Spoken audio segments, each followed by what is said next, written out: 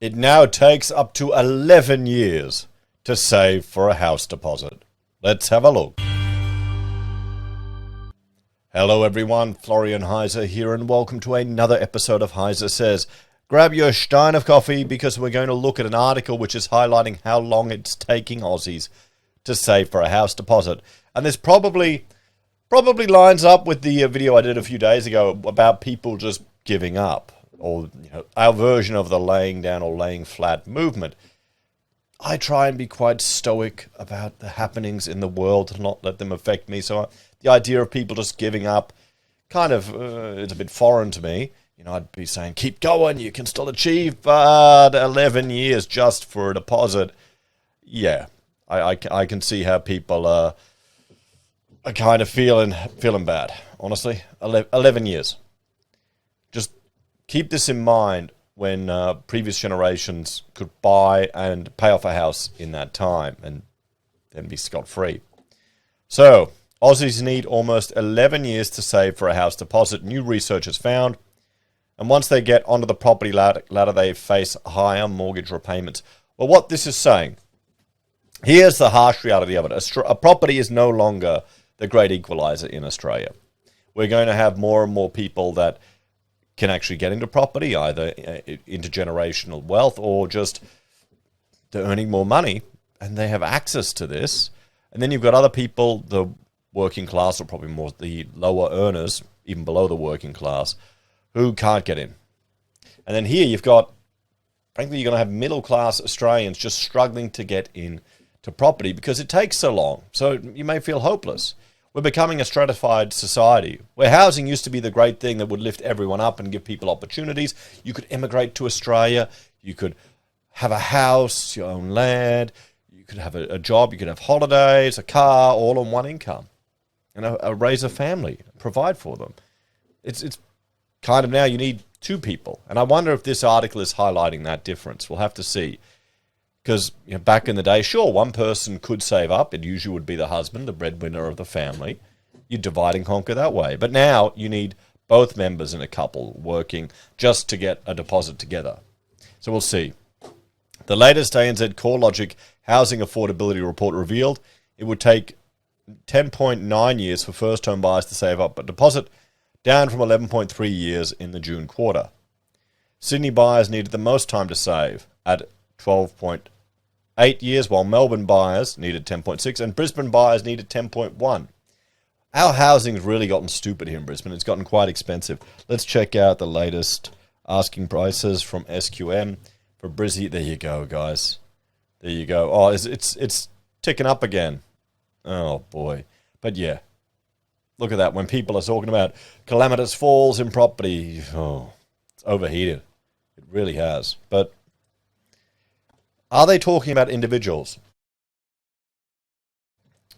There we go. Are they talking about individuals, or are they talking about household needing to save money? Because back in the day, sure, it'd be one person. But not anymore. Now the household needs to work together. So if you look at it, compare like the 80s to now with regards to household earnings, the amount of time you need to save for a deposit isn't as bad as it seems here, unless this is looking at households. Although the time to save a deposit has decreased, home buyers now need to allocate a bigger portion of their income to making their home loan repayments, thanks to rising interest rates. On average, Aussie home buyers need to set aside 43.3% of their income to service a new mortgage, an increase from 38.9% in the previous quarter. And everything above, what is it? 30% is considered housing stress. I'm going to bring up this definition, guys. Let's just see what's the last definition. Nope, we looked at La Nina in the previous episode. Let me just bring this up here, everyone. Got to scroll through the Excel file. Here we go. So housing stress is typically described as low-income households that spend more than 30% of their gross income on housing costs. This is from the ABS definition.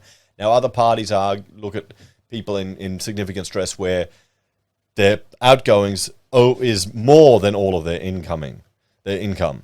So that's another measure, and it's probably more accurate. But looking at these figures, 43% and 38.9%, you're going to be in housing stress. But if this is only half the money, then not so bad, but still pretty shit.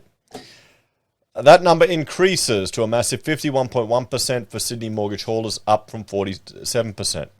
Now, is this on average incomes? If it's on average or median, here's the harsh reality. If you're on an average salary, you're not going to be able to buy in Sydney. You're probably not going to be able to buy in Brisbane anymore. This is the stratification of housing, home ownership in Australia. Melbourne buyers need 42.4% of their income to service a loan, up from 38.1%. Brisbane buyers need 40.3%, up from 37%. You need to increase your income. You need to increase your income, or you need to buy somewhere cheaper. You need to do without. The problem is, though, there's this expectation now for first houses. They need to be 3 to 4 bedrooms. All of these bells and whistles, all of the extra features. You need a living room and a media room. You need an ensuite, air conditioning, all of this stuff, which was extra, which you wouldn't pay for back in the day. I remember my parents got a 3-bedroom house when we moved up to Queensland, and they didn't get air conditioning because that cost extra. They wanted to keep the price down. So, generally, a household is considered to be in mortgage stress if more than 30% of pre-tax income is required to cover home loan repayments. Now, here's the thing. We're talking household here, so that's the income of the household. Is this talking household income, or is this individuals? This is where I'm a bit confused. Because if this is household income, if it's taking 50% of household income for Sydney, then that's very worrying. Really worrying. The Reserve Bank is expected to hike interest rates again when it meets for its final meeting this year in December. And here we have the lengths: 12.8 years, 10.6, 10 years, 11 years. 11 years in Adelaide? Is this to do with the income in Adelaide, or has Adelaide gone up? Perth 7.7, Hobart 11.3. Hobart's gone crazy. I remember when I was in Tasmania as a student, how cheap housing was down there. I was very jealous. And then it got called. Darwin 5.2 and Canberra 8.9. So let's have a talk about this.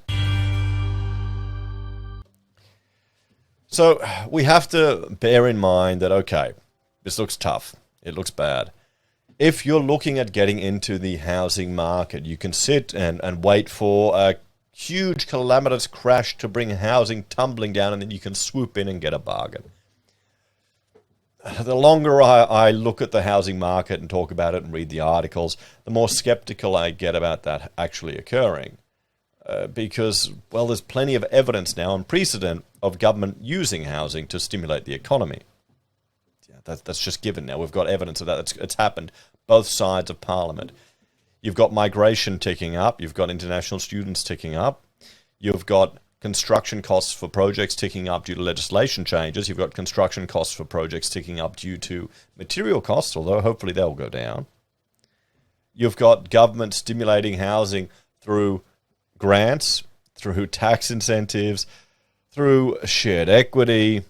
The only thing that's kind of changed is interest rates have gone up, so people's borrowing capacity has decreased, but there's so much else there that is providing support.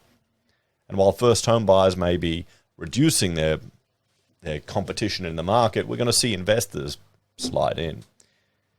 And all this talk about housing affordability, I don't trust any of it from any politicians, because to really do it, you need to increase supply, you need to reduce legislation on the complexity of construction, and we really need to reduce the costs associated with housing, including taxes. Can you see that happening? I don't think I can. The best advice I'd give to anyone is to try and find something cheaper, something that isn't perfect, something that you could fix up to get into housing, or just stack your money somewhere else to generate the income. It's up to you. What do you reckon, guys? As always, thanks for watching. Let me know your thoughts and opinions on this one. Are you surprised by how long it's taking? I mean, this isn't household figures. I'll look at it in another video, because last time I checked, it wasn't this bad when you factored in 2 people. This is the thing. You need to be a couple now, both working to save up for a house and living no life. Or doing the whole kid worked at Macca's, now has 50 properties because they just had no life and went nuts when they worked for their parents or lived with their parents. Anyway, guys, thanks for watching. Check out my other channels, HeiseBim and HeiseSays International, for other topics that I discuss. And if you're a fan and want to support us, you can financially on YouTube or Patreon, using our referral links, buying our pocket squares, or calling us if you need an architect. Take care, everyone. Have a great day, and I will see you at the next episode of HeiseSays. Bye for now.